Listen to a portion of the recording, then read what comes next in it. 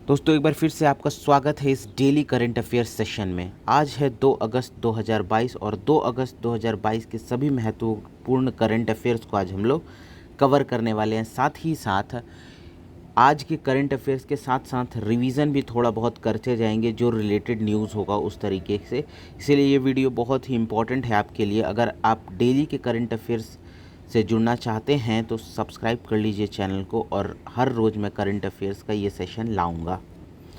देखिए, फर्स्ट जो क्वेश्चन है वो ये है, निम्न में से किस राज्य सरकार ने राजस्थान महिला निधि नामक केवल महिला संचालित सहकारी बैंक खोलने की घोषणा की है।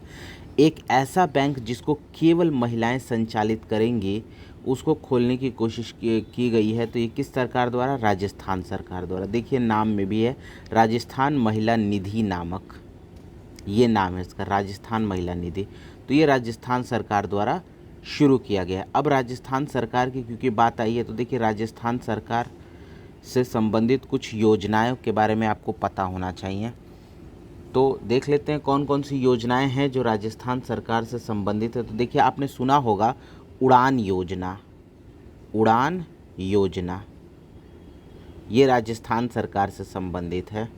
साथ ही साथ बैक टू वर्क योजना, बैक टू वर्क योजना, और इसके साथ साथ मुख्यमंत्री अनुप्रीति योजना एक आपने सुना होगा, एक आपने चिरंजीवी स्वास्थ्य बीमा योजना सुना होगा। देखिए, उड़ान योजना में बेसिकली है कि 10 से 45 वर्ष की जो बालिकाओं और महिलाएं हैं उन्हें मुफ्त में सैनिटरी पैड दिया जाएगा उड़ान योजना में।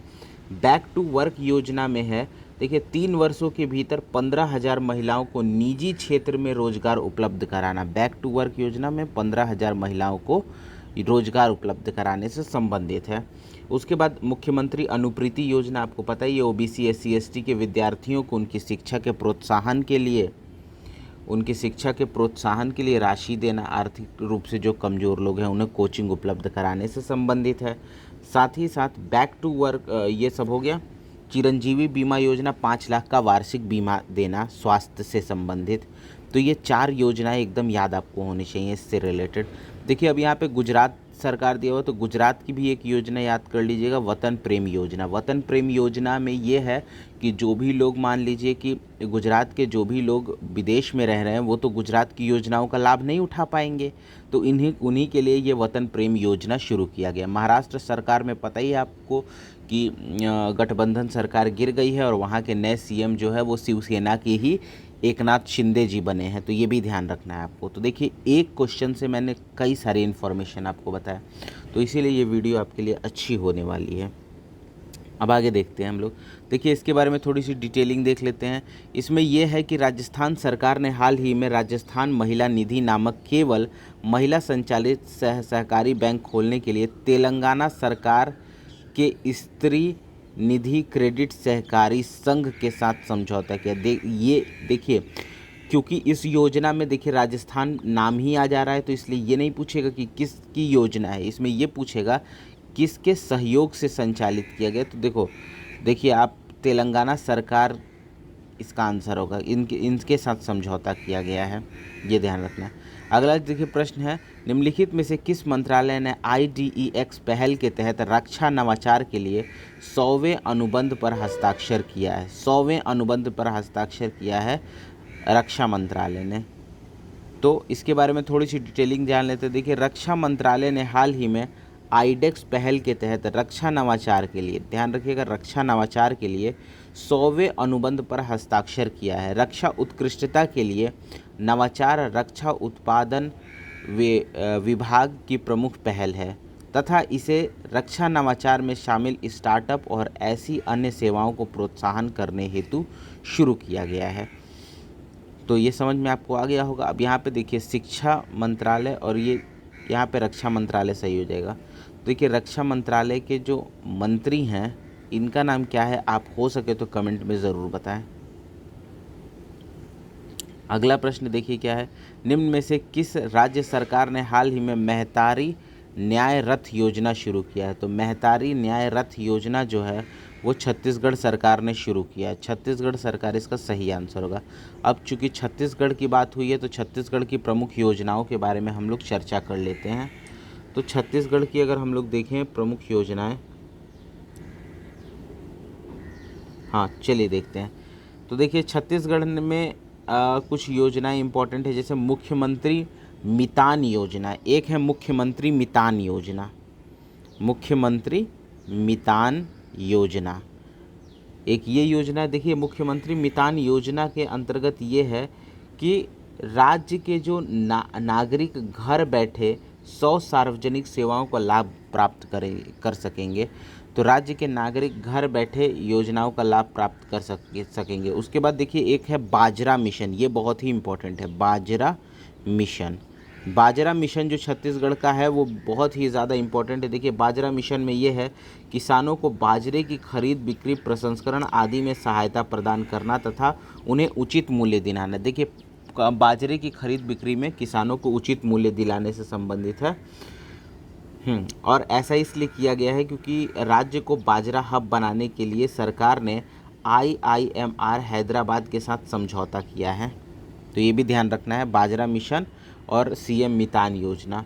एक और योजना इसकी जो इम्पोर्टेंट है वो याद रखिएगा, इनकी इम्पोर्टेंट योजना ये है, हाँ ये वाली राजीव गांधी ग्रामीण भूमिहीन मजदूर न्याय योजना।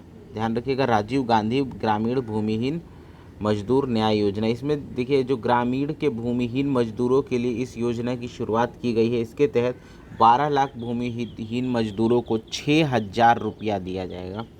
6,000 रुपये दिए जाएंगे 12 लाख मजदूरों को, भूमिहीन मजदूरों को।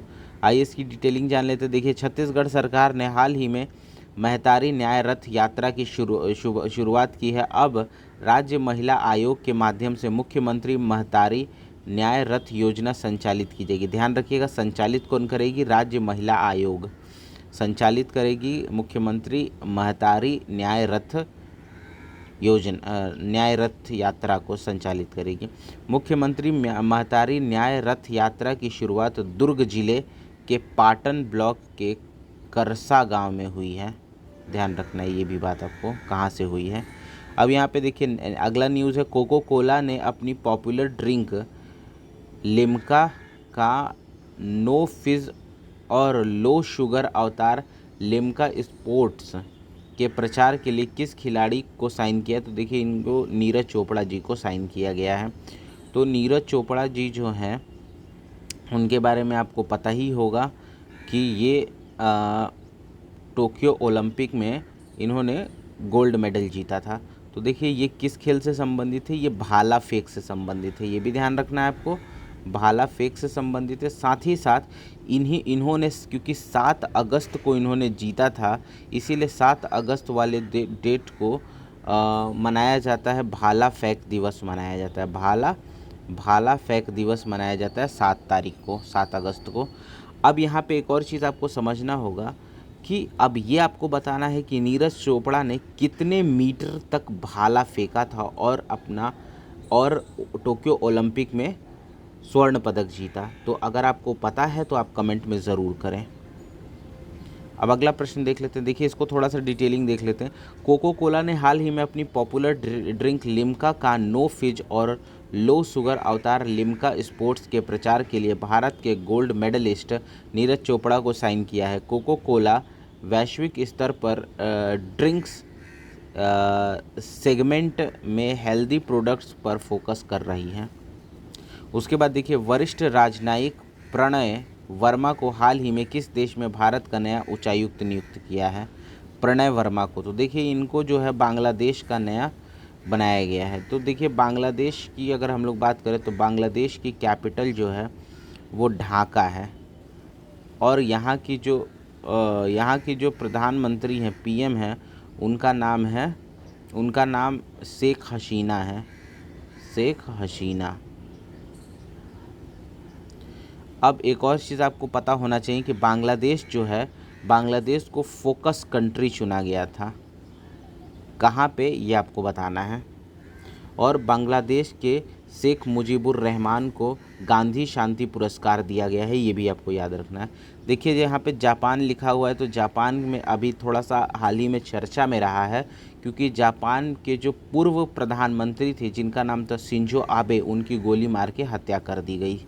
तो इसलिए ये याद रखना है, जापान को भी याद रखना है। लेकिन इसका सही आंसर ऑप्शन नंबर डी वाला होगा। अब यहाँ पे अगर हम लोग चीन की बात करें तो लॉन्ग मार्च जो है रॉकेट, इन्होंने ही वो रॉकेट से लॉन्च किया है।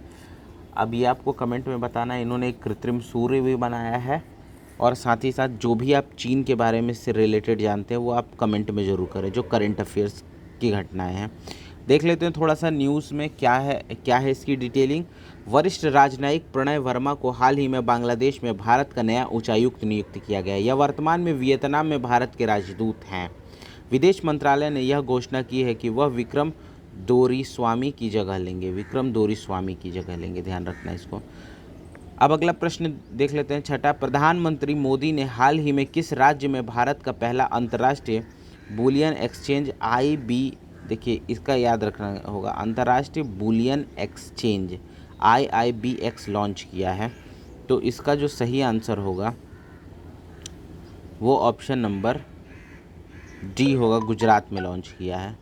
गुजरात के बारे में मैं आपको बता ही चुका हूँ। गुजरात की एक योजना है वतन प्रेम योजना, ये आपको पता ही है। और साथ ही साथ गुजरात के बारे में और जितनी इन्फॉर्मेशन आपको पता है आप ज़रूर कमेंट में लिखें।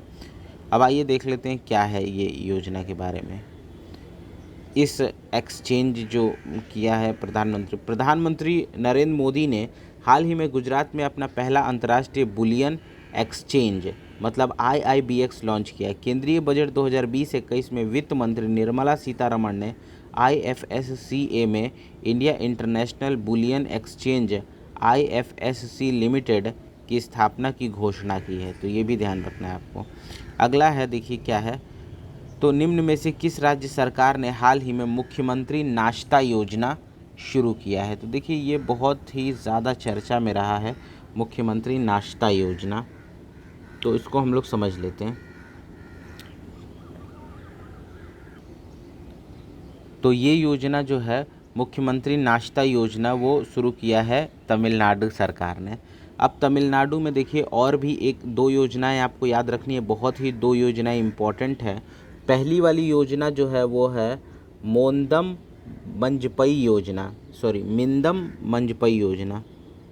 देखिए मैं लिख देता हूँ, मिंदम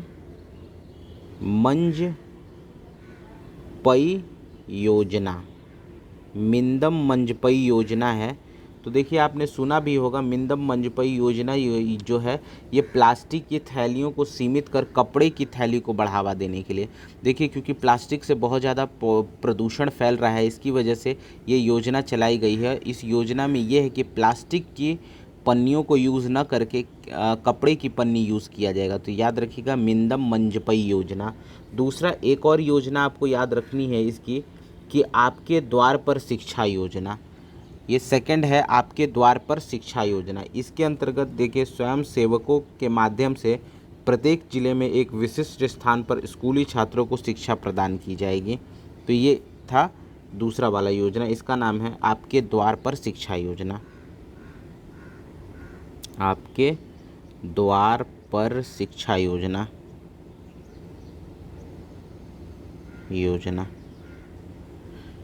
ये दोनों योजनाएं आपको याद रखनी है। देखिए इसकी डिटेलिंग जान लेते हैं। देखिए तमिलनाडु सरकार ने हाल ही में मुख्यमंत्री नाश्ता योजना शुरू की है।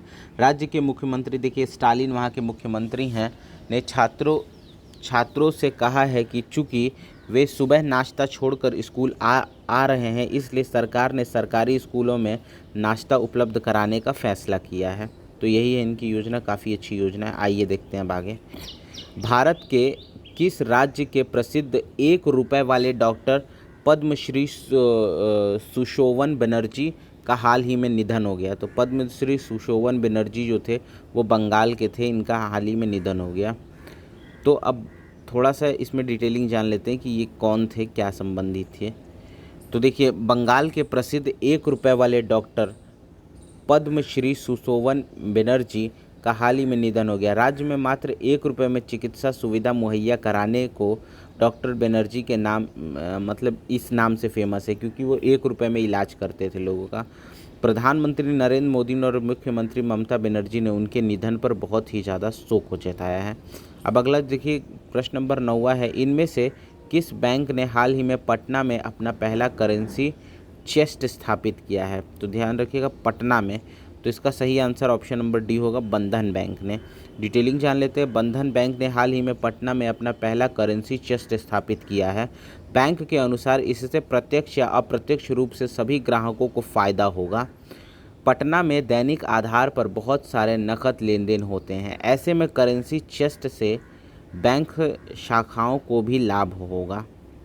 अगला प्रश्न देखिए, निम्न में से किस देश के लोकप्रिय पंजाबी गायक बलविंदर सफारी का हाल ही में निधन हो गया? तो इनका सही आंसर ब्रिटेन होगा। देखिए, ये ब्रिटेन में रहने लगे थे। लोकप्रिय पंजाबी गायक बलविंदर साफरी इनका नाम है, का हाल ही में 63 वर्ष की आयु में निधन हो गया। साफरी कुछ सप्ताह पहले ही कोमा से बाहर आए थे। पंजाब में जन्मे साफरी बर्मिंघम में रहते थे और 1980 में ब्रिटेन में भांगड़ा के लिए मशहूर थे। दोस्तों बस आज के लिए इतना ही। उम्मीद करते हैं वीडियो आपको पसंद आई होगी। देखिए, मैंने हर एक चीज़ के बारे में डिटेल में डिस्कस करने की कोशिश किया है। वीडियो थोड़ी सी लंबी ज़रूर हो गई है, लेकिन आपको पसंद आई होगी।